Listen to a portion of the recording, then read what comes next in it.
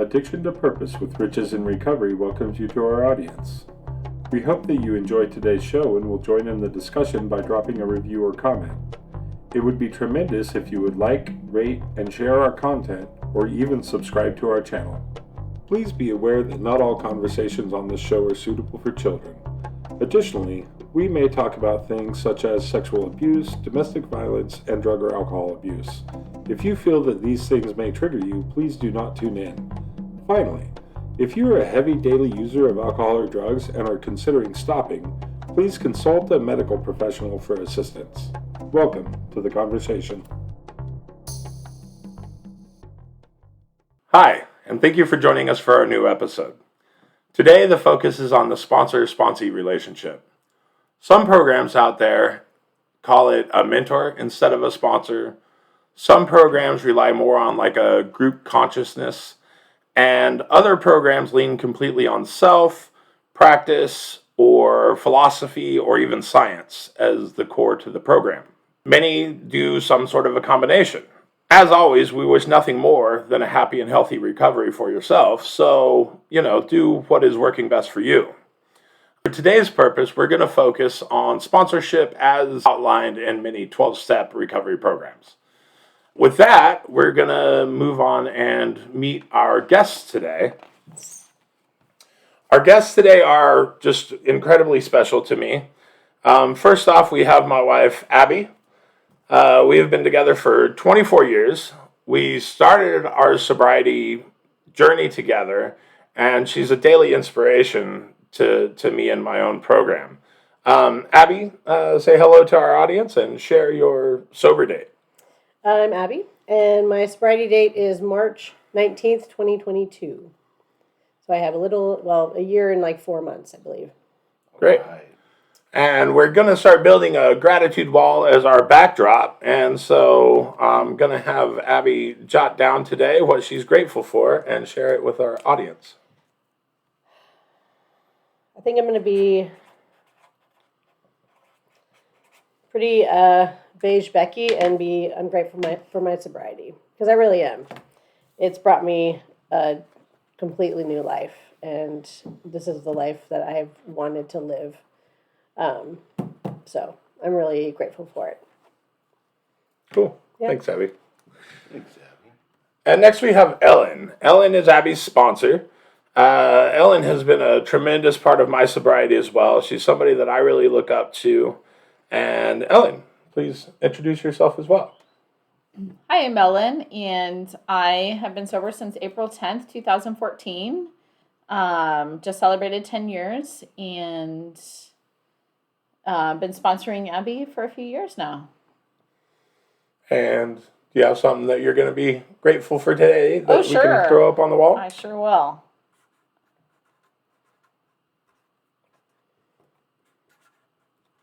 As Abby said, I'm going to be super cheesy and, just speak from the heart. I'm grateful for Abby and Richard. I'm for getting to be here today. Oh, that's so sweet. And then, as you guys met in our opening episodes, we've got Rich V, my right-hand man. Hello. Glad to be back. I'm not the important part today. It's these two, but I will say something every once in a while, just because, I have been a sponsor, and it's something amazing to do. Something not just amazing to do when it comes to sobriety, to AA, which is what I'm involved with, but it's just one of the greatest things in life that you could actually go through, and is be a sponsor. It's wonderful when it comes to, it's imperative to me to have a sponsee to be able to keep myself sober, but there's so much love involved in it and in the whole process of being a sponsor. So I will be chiming in here and there. And so it's great to be back today, and I'm so glad to be sharing this occasion with these two too. They're pretty great. So glad to be back. Switch. Cool. And then, I just wanted to say, a real heartfelt thanks to everybody that's at the table with me today. You guys are all pillars in my sobriety. Really, you genuinely are. You've encouraged me when I was down. encourage me when I'm up, love me when I'm down. And, every day you're part of my prayers and meditations and just really dear to me. So thank you for being here. Thank you for being part of this. Thanks, Richard. That's Richard. So unless otherwise indicated here and there, I'm just going to throw out some questions and then we're just going to have kind of like a open-ended discussion and you guys can pick who goes or what have you, as far as who answers the question. And so we'll just go ahead and jump right into it with how did you guys meet? So in my early sobriety, I started going to a meeting, an Alano Club meeting at 5:00 p.m. on Fridays because that's when I would drink. And that's what they said. They said, go to a meeting when you would drink. So that's what I did. And I was going to this meeting and I hadn't found a sponsor yet, and I was like, I don't know who to pick, whatever, I have no idea. So one day I was there, and they said who's available for sponsorship, and I looked around the room when the hands were raised, and she was wearing a shirt that I forget what the shirt even said, but it had a rainbow on it, and it was supporting pride or queer, gay. I can't remember exactly what it was, but it was supporting queer people. And I was like, well, that's awesome. That's a great shirt. You know what I mean? I love that she's, proud of that and just like, inclusive like that. And so I didn't know her at all. And I just walked up to her after the meeting. I said, you want to be my sponsor? And she's like, oh, maybe, let's talk. We'll meet up and we'll talk. And I was like, okay. So I think you took my number. I took your number. I can't remember which. And then we had a meeting. And we met at that Alana Club later the next week, I think. Yeah. So that was how we met. Just dumb luck, but obviously I don't think it was. I think it was a higher power. But yeah, it was very interesting because I just randomly picked her out of a crowd, but it wasn't really, it was definitely a God shot. So.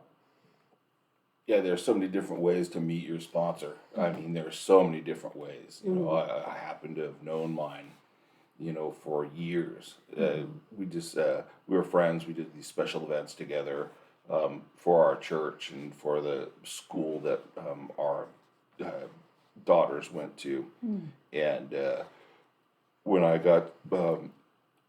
was in rehab and they said get a sponsor, it was just like, hey, I know this guy, and boom, it's just gave him a call. There's just so many different ways I've heard of to find a sponsor, and they all just, that's what God decides. Yeah, it just falls into your lap, and the ones that work out are just amazing. Yeah, it works out well.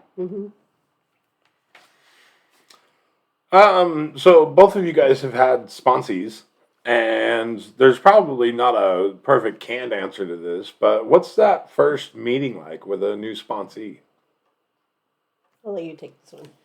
Sure. So, yeah, I've had lots of first meetings and not a ton of second meetings. So I think the mindset for me going into that is really letting my higher power lead the way and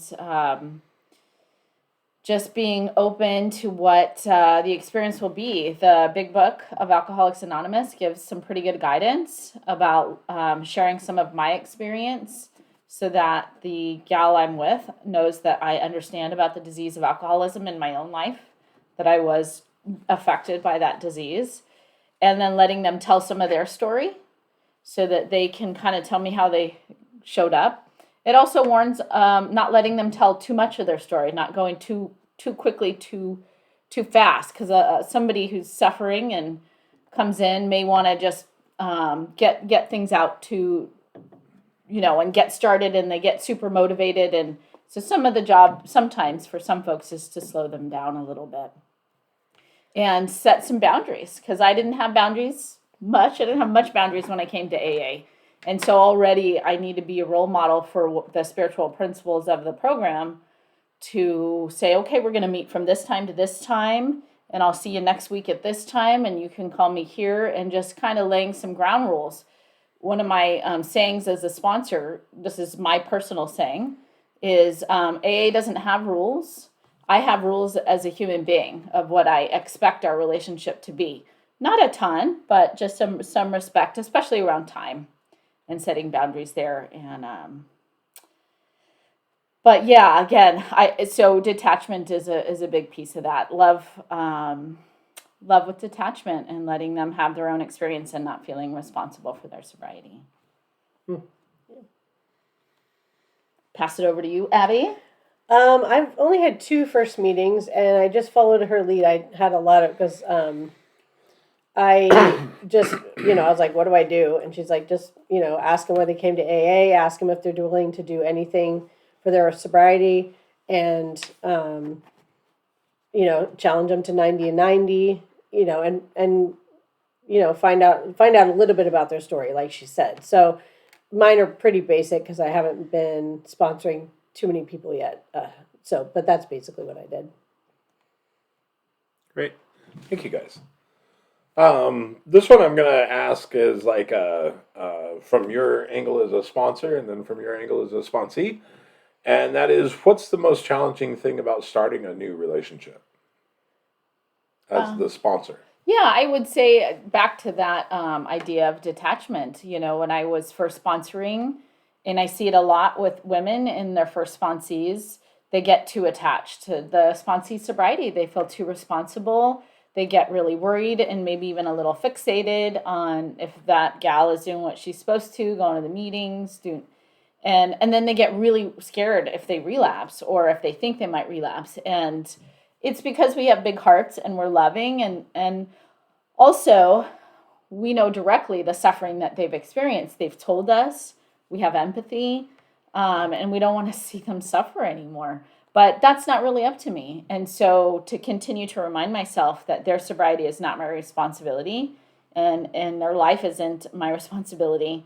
And that gets easier as I continue to sponsor, to turn that over to God and allow their higher power to work in their life. But I can still get caught up in it and still send that extra kind of codependent text that I probably shouldn't send, or that extra call, or ask a question I'm thinking, no, it's really not my business. Give advice that I shouldn't be giving. So still working on that. Yeah. Yeah. I mean, that's really relatable. I'm yet to sponsor, but I have an obsessive personality, right? And so I could definitely see myself getting very committed to somebody else's sobriety, even to the point that it could get in the way of my own, to an extent. So I could definitely see that as a danger. So, Abby, thinking back, a few years ago as a sponsee, what do you think was the most challenging part of becoming a sponsee? Mine was my rebellion. It was just, somebody tells you something to do and you're like, no, I don't want to do that. No. You're like, and they're like, you know what I mean? It's just like, but that's just alcoholism. And it's funny because at that time when I first started in AA, I was like, I thought that was my personality. Was my rebellion was my personality, but it wasn't my personality. It was my alcoholism and my and the things that were wrong with my brain. And it's interesting because I was like, oh, that's just my personality. And then not all of a sudden, sorry, after the work that I have been doing, then I realized, I have a little bit of rebellion because that is part of my personality, a tiny, a little bit, just as like I don't necessarily want to go with the trends of, styles or whatever. And I, like fashion and stuff like that, but just going against everything that everyone says, that is not true. That was not part of my personality. That was my alcoholism. That was my anger towards the world. That was I don't know, it was a whole bunch of stuff. I don't even know what it all was, to be honest.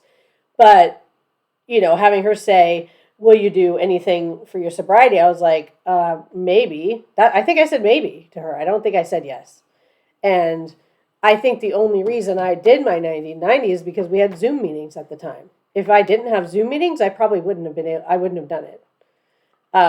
Because I wouldn't have wanted to drive out somewhere and go, and do that. But I did it because we had Zoom meetings. And I'm glad that I did it, and I'm happy that we have Zoom meetings at the time because I started getting sober during COVID. But it's just being, that rebellious state of mind and saying, how do you. And I think a lot of people have that when you first get into a program. But once you realize that, it really does work, it's just, and you do the work and you try to sift through all the things in your brain to get through that muck and that damage that's happened, then you just get the promises and the benefits of the things that you've gone through and taken that, like the layers of dirt off, and it really does change. It changes your personality, or not totally, but like it changes. You don't have that rebellion anymore, like when you first started. So at least that was what my experience was. Well, that disease is so powerful. Yeah. I mean, it just wants you. Yeah. It's gonna find every single chink in the armor that it could possibly find to hang in there, and so it tests you any possible way it can test you. And it again and again and again, and you're gonna think, well, it's my personality, like you said, or people don't know how hard I have it, compared to everyone else, or you would drink if this happened to you. Mm-hmm. If not everyone has an ex-wife like I have, that's just. And, that disease is going to find that one piece, and that's why you do the work with a sponsor, because that sponsor had the same thing going through their head, I'm special, I'm different, and they worked with their sponsor finding out that they're not different than everyone else. Yeah, and, it'll find its way in. That's why you need someone who's been through the meat grinder themselves. I'm really sorry about that, but it is. It's so rugged, and to be able to have someone just hold your hand through it, it's essential. Mm-hmm. Yeah. Yep. You mentioned 90 and 90, and it dawned on me that today's the 22nd, which makes it my 4-month anniversary. Congratulations. And Nice. thank you.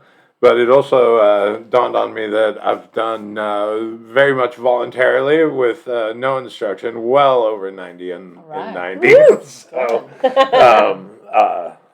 So anyway, but kind of funny how perspective has changed as I've grown in the program. Yeah. And Abby and I were just discussing this morning how different it feels when you get to a place of acceptance and surrender, which I feel like I've arrived upon this time, because the obsession to use has really been lifted in me, which is a real gift, something that I'm incredibly grateful for, and God willing is something that I maintain in my program. But yeah, so anyway. Keep it going, buddy. Nice. 4 months. Nice. But you also kind of fed right into my next question, which is for you. Was there something that Ellen asked you as her sponsee early on, or even now, that you found difficult to do? Well, I didn't check in with her every day, and it was really hard for me to call people. I didn't call. She told me to call other women, and I did not do it. I think I called one person. She told me, like, call. I had 3 phone numbers, and I called one person. And then I did not check in with her every day. The good thing was she still kept me on. So that was amazing of her. But yeah, I was not very good at checking in. And I did go to my meetings every week. I didn't skip those. And I usually wasn't late, I don't think. We did always have our meeting. And I was on time, and I went to that. And I usually did my homework. But I didn't check in with her, and I did not call other women. So that was, again, my rebellious and not cooperative, I guess. We've both gotten better at making phone calls. Yeah. We hated making phone calls. Hated making phone calls. You know, you were pretty good at it, Rich. No, but I mean just in general. Like, Oh, yeah, just like- taking care of lifey stuff. Oh, And yeah, making phone calls is not my specialty. But today, I will pick up the phone and dial it and deal with my stuff. Because it's way easier to do when you're sober. You're not intimidated and scared of everything anymore, you know? Yeah. I Right? get it. I get Because you don't have to lie when the person picks up on the other end. Yeah. You know? It sounds goofy, but it's true. it. Make that doctor's appointment. Right? Yeah. Yeah, absolutely. And yeah, you don't have to say, I have 4 drinks a week. You know? Times 12. Right. Yeah, right? So, yeah. I'm still getting better at making calls and reaching out to other people in sobriety. Like, I have it on my to-do list, you know, as something like send text to 4 sober friends Nice. every day. Ellen, do you find that there is a particular step that gives sponsees a lot of trouble, or is it a case-by-case situation? Yeah, it is case by case. Some people have a really hard time with a higher power. People who've had some exposure to religion previously seem to that lens a little bit better. But even people who have just having to find that feeling that something is taking care of them can be really challenging when people come in with a lot of trauma. But honestly, I think step 9, the amends step, really challenges people. And by the time they actually get to step 9, they're usually okay. But there's just so much fear, and I hear my gals say a lot, like, "Oh, I'm not going to make this amends, and how am I going to work with that person?" And I know they probably have really thought about it, and it's gone on even before they got into recovery, difficult relationships and different situations they've been in. So, I just kind of have a pat answer of, we're not there yet, and I can say pretty with confidence, I promise it's not going to be what you think it is, and to try to, because that was my experience, and I've seen it over and over for women. That's not imagining the future is just never what it actually turns out to be. For sure. Mm-hmm. For sure. Yeah, I'm redoing my steps right now, and a lot of people have a big fear factor over 4 and 5, but talking about myself was super easy. Like I'm the narcissist and ego in me was just like, sure, Yeah. I'll tell you all my crap. No problem. But Yeah, you get a chance to write things out. but yeah, it was definitely 3 and 9. That were my hang-ups, and cleaning that up now. Unfortunately, step 9 is a lot of relapses at step 9. Yeah. I did. I did definitely. Yeah. When I had to. Yeah. Anyway. Yeah. Step 9 was a rough one on me. I made amends to someone that I really did not want to have to make amends to, and because they brought me just a ton of grief in my life, but I did have my part in it, and so I had to make amends to the part that I had in this, and it wouldn't get out of my head. I did the half measures, and when you do half measures, they come back and haunt you. And so, plus I relapsed because I'm an alcoholic. That's what we do sometimes. But yeah, it's a rough one. Yep. Was there a moment in your relationship as sponsee over the last few years where the relationship itself was at risk? There's been twice that Abby has relapsed, and the first time that one of her sober sisters called me up and said, "I think Abby's relapsed," and then Abby contacted me after she was ready to come back to the program. The second time, she called me kind of in the middle of it. And, that was an Abby I didn't know. I'd never met Abby that way. And just that phone conversation, it was very disorienting because, that I really just felt like I was talking to another person. And I didn't know if she was going to come back. I really, she said, "I'm going to keep drinking." And, just thank God that she made it. But yeah, at that point, I just had to turn it over and have my feelings and grief around it, because death and suffering is just always there for us when we drink, and we know that for each other. We know that's true for each other. Yeah.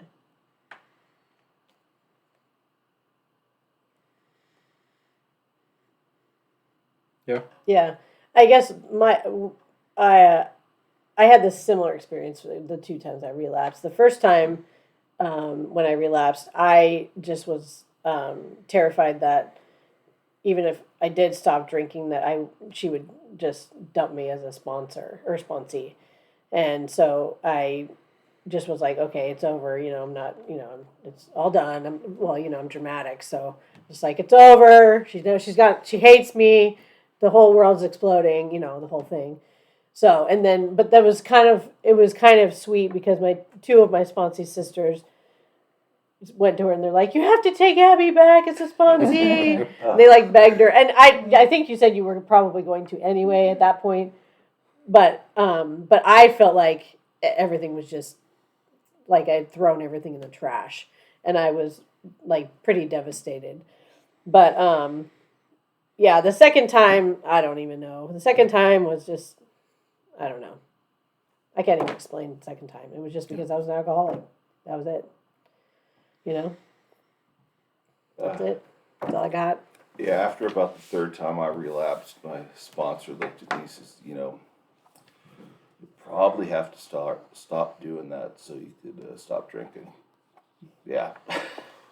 And let me give you some advice. If you want to stop drinking, you probably should stop relapsing first. And you just said it in a funny way, and it just, man, it's just so basic.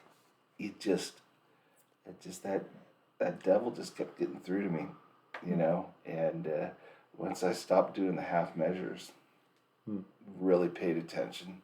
I don't know. To you guys' story today, so yeah, we'll go up.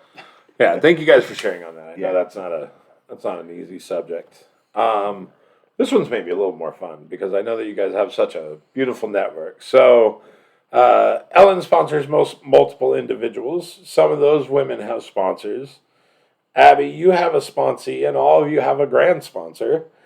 Can you describe what it's like to have that network of sober women around you both? It's really the cornerstone of my sobriety. When I first came in, it was the fellowship, it was the friendships in AA. Really, the sense that there were people who cared about me and were vested in my sober outcome and cared that I not drink and told me very straightforward not to drink.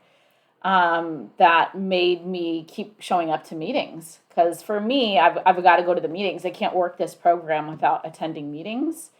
And so I look forward to seeing women there and seeing those relationships, building those relationships, learning about each other's lives, getting support through the life events that I've had in sobriety from the other women. But sponsoring specifically is a really special, it's like no other relationship that I've ever had in my life before. When my sponsor took me through the steps, I had a few sponsors my first year, and when I got to the one I have now,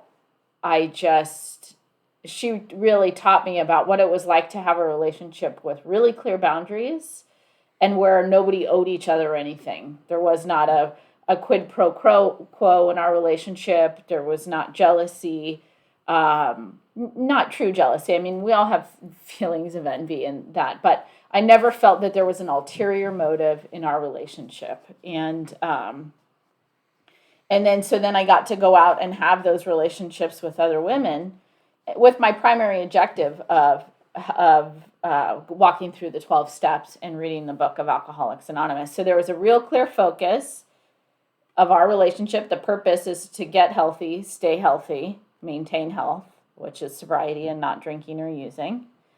And then a friendship and a relationship develops out of that. So that's who most of my community is, are my sponsees and my sponsor and my other sponsee sisters.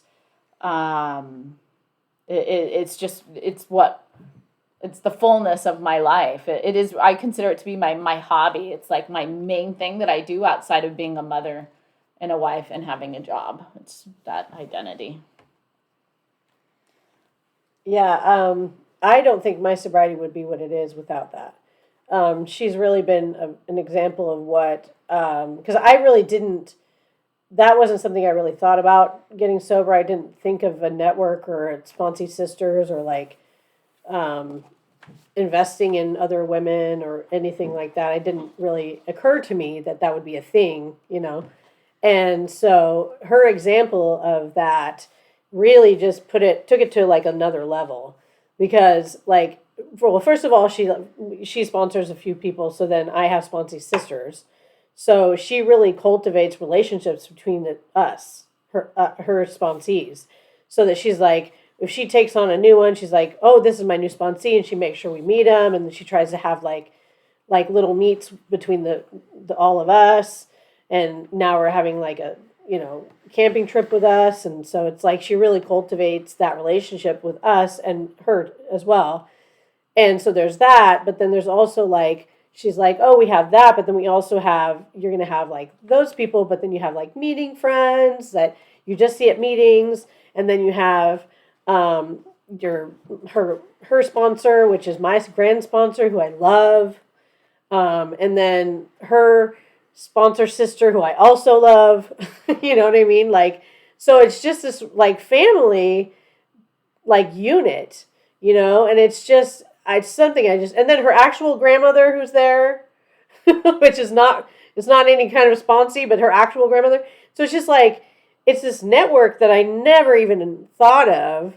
And like she said, everybody's invested in everybody else's sobriety. And it's just like, it's just so cool. It's like, it's just something that's so beautiful. And so I never even thought of it.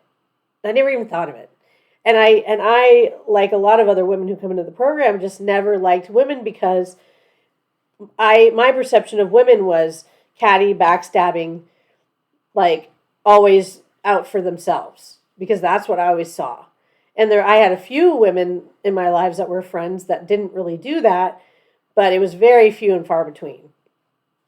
And that's not how it is in the program. It's not how it is. And I can see that. And I mean, there are some people who still, not everyone's perfect. So some things happen. But for the most part, a lot of people are there to get better or to be healthy, like she said, and to do the right thing and support everybody who's there. And it's so different. And it's just wonderful. It's really not something I ever thought would ever happen. And I don't know. I probably couldn't live without it now. I really probably couldn't. I'd be like, nope, can't do that. You know what I mean? I really could. I don't think I could. You know what I mean? Because now I just like, it's a default now. They're like, oh, what are we going to do? I'm going to, I'm texting my sober gals. You know what I mean? Everybody just sends it out to the sober gals. That's what we do now. You know what I mean? So it's amazing. It's pretty freaking cool. So, yeah. Awesome. I really like that, because, I've learned a lot about like what we what we're trained to do early in life is like live in transactional relationships, right? Like even with our family, like, mom's like, oh, well, if you love me, you'd call me, right? Like that's a transaction, right? You want my love, you'll call me. Like that's a transaction. Everything's transactional.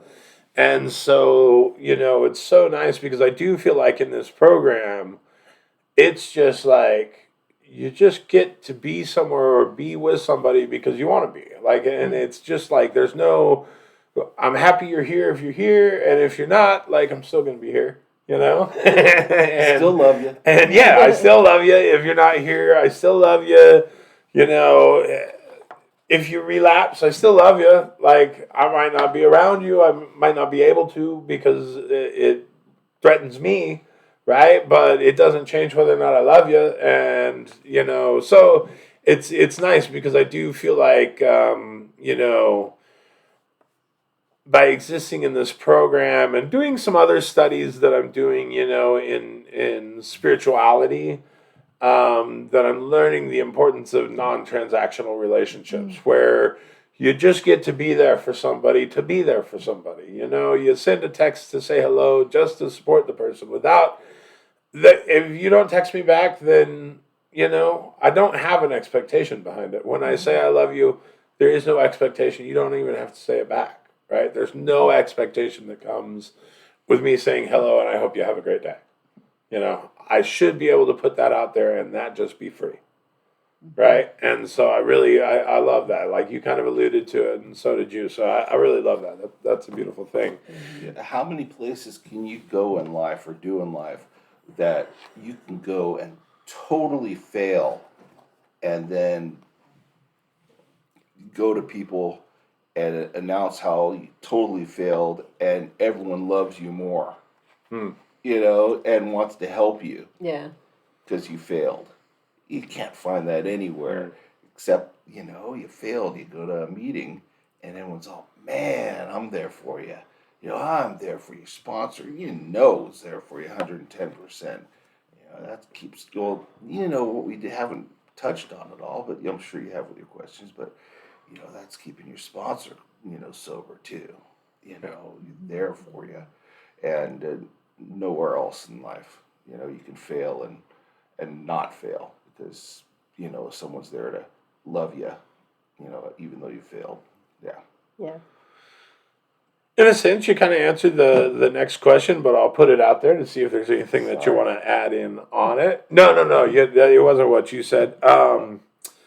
Does a time come in the sponsor-sponsee relationship where it becomes more than an agreement to just get and stay sober or abstain from substances? So you kind of addressed that with your answer to the last question, but is there anything that you want to add or we can just move along? I would say when the sponsee is finished their 12 steps, usually. Because kind of in the beginning, they're still really sick. And so, their thinking is not very clear. And so I'm not really going to share a ton about myself with them, about my personal life, definitely about the disease of alcoholism and the 12 steps in the book.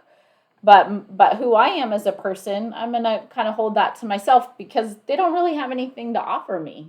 They don't have any healthy feedback from AA to give to me. Sometimes a little bit. I mean, I got sober from a friend who was still drinking, who helped me. So we can still help each other. But as far as a personal relationship, that I really kind of reserve that until I see them get healthy, usually around 9, 10, 11. And then I see that now they're a person who really inspires my recovery, and they're a person that I want to know. Well, what do you have to say about that? Because I want your feedback. That's going to help me be healthier and me be a better person. And so that happens around the end of the steps. And then the relationship becomes more of two people, two sober people working together, holding hands in the program of AA. So, I think, and I'll speak a little bit to what Rich was talking about, there's a saying I've heard, it's a selfish, selfless program. So I am sponsoring to stay sober. And that's one way that I don't hold expectations, as you mentioned, because my expectations are for myself, that I continue to stay sober in this program. And I don't know if I hope Abby stays sober, of course, especially now that we are friends, but that is still her responsibility and up to her. And so, so the nature of the relationship is still that, we're just two individuals walking side by side together. And and it is unique and special. That is not the relationship I get to have with anybody else outside of sobriety. Abby, can you sum up what having a sponsor means to your sobriety? Well, I think what it means is what I said to my sponsee when I took her on, is it's a lifeline to AA. Even after the beginning, it's just another person to, even after, I make friends in the program or get other people to support, it's just like that point person.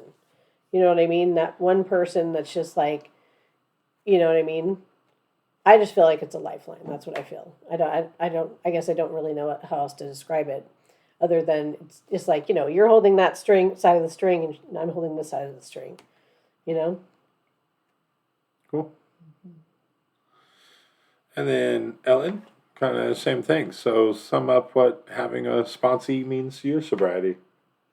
Yeah, in the beginning, so when you got the early sponsee, I'm staying in the step work and I'm teaching, and so they're bought by learning at my highest level and keeping myself immersed in this program, at the level that Abby and I are at now, where we have a friendship and a relationship. It's where something comes up for her, I have all this context that we've done the step work, that I can be of service to her. And the same is true for me. She knows what's going on in my life because we can share on a very intimate level, very real, authentic information with each other.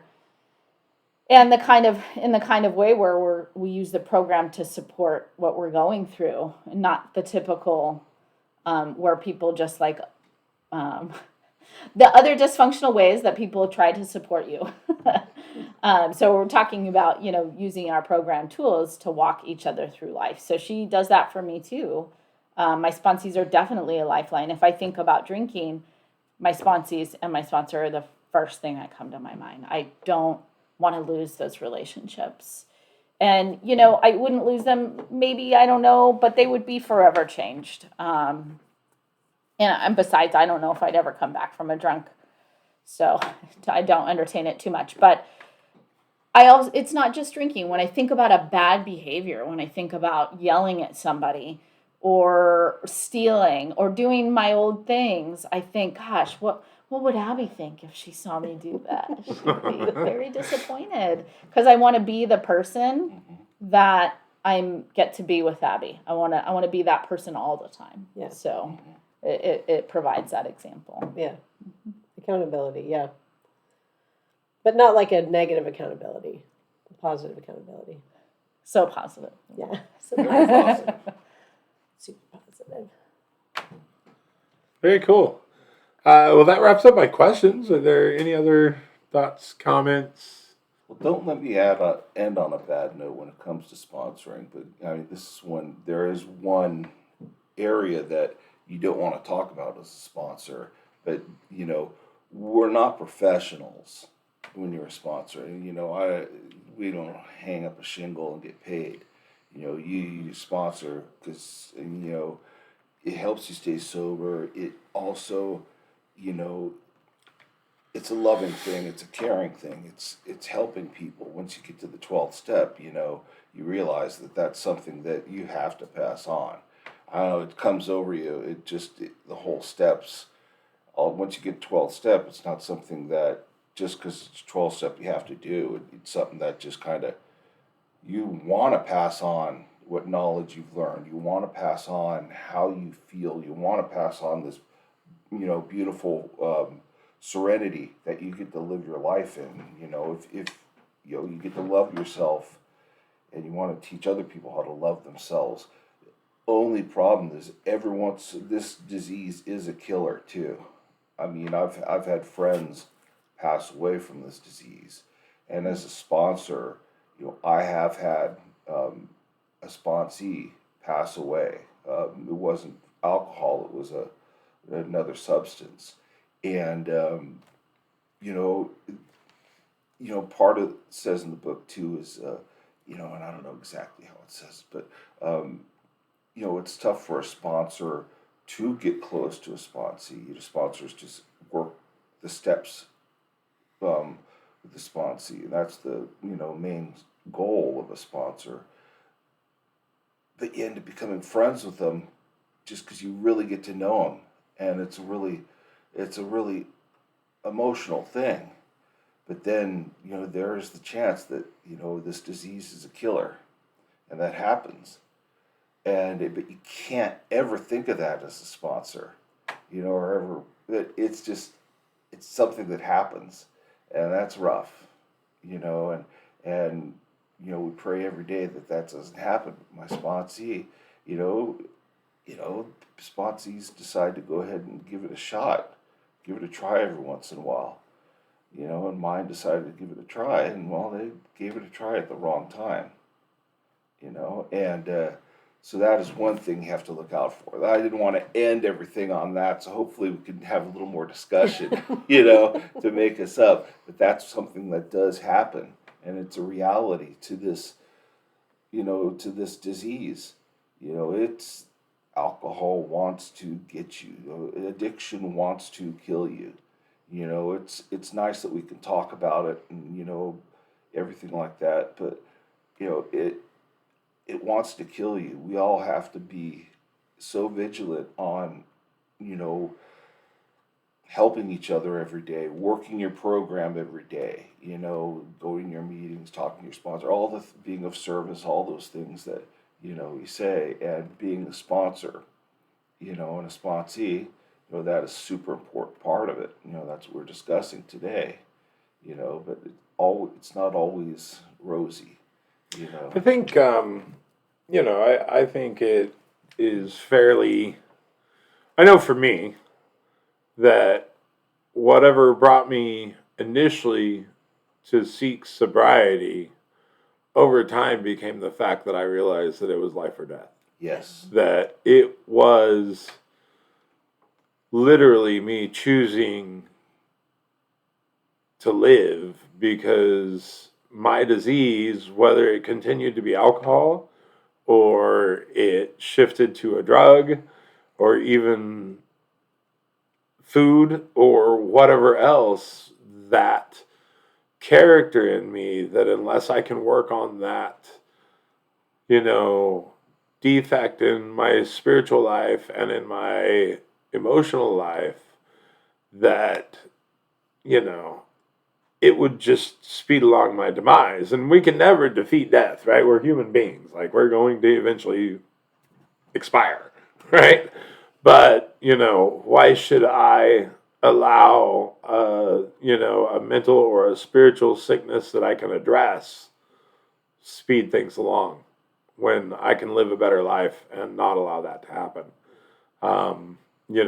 By, developing a relationship with God, taking some good steps, and surrounding myself with people who want to do the same, So I don't think it's a bad thing to call that out on this episode or to share that with our audience, that this is a life or death situation.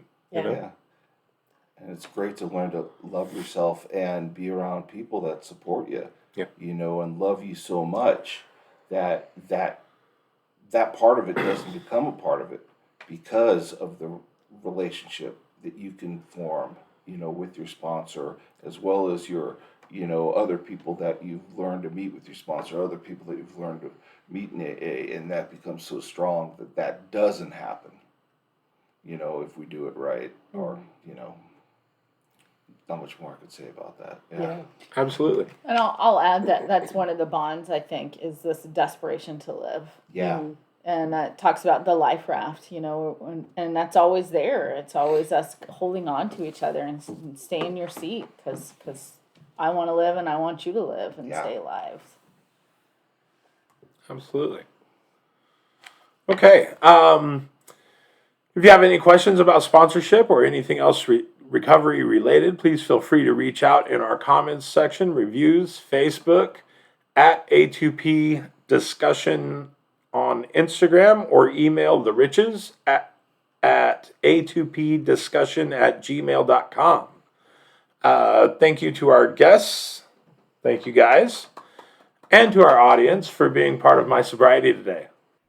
Thank you so much for giving us some of your time. We really hope you got something out of today's episode. We would be honored if you would like and share the episode or leave a review or comment with your takeaways. Don't forget to subscribe to tune into future episodes. Have a great day.